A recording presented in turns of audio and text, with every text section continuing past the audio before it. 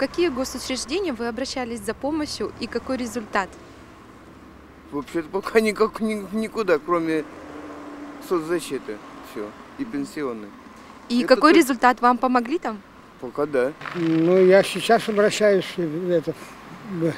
занимаюсь оформлением земли, земельного участка садового, собственность, в кадастровой палате, и все, нормально. Я никуда не обращался.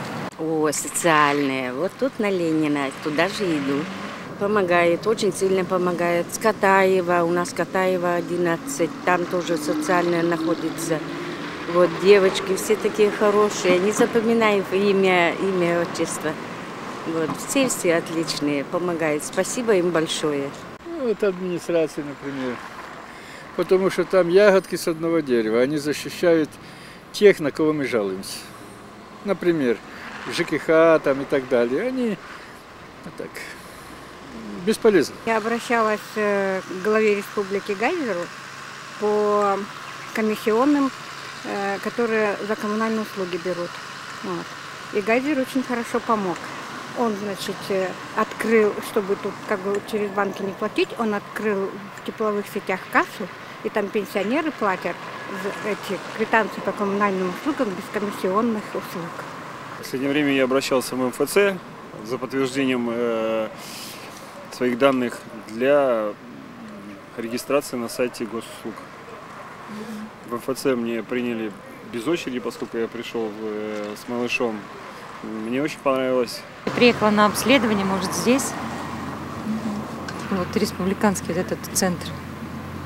Ну, пока еще не все, но помогли. В Госсовете. Я старый там пенсионер Госсовета. Поздравили с юбилеем. 85 лет исполнилось. Да я нигде не обращался, в принципе, кроме как здравоохранения. Помогают.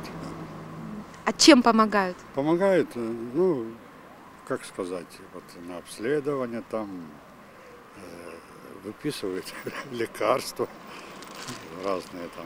Нигде, никуда я не обращался пока. А в доковое учреждение юстиции больше нигде. Зарегистрировали квартира и все. А я не обращался никому за помощью.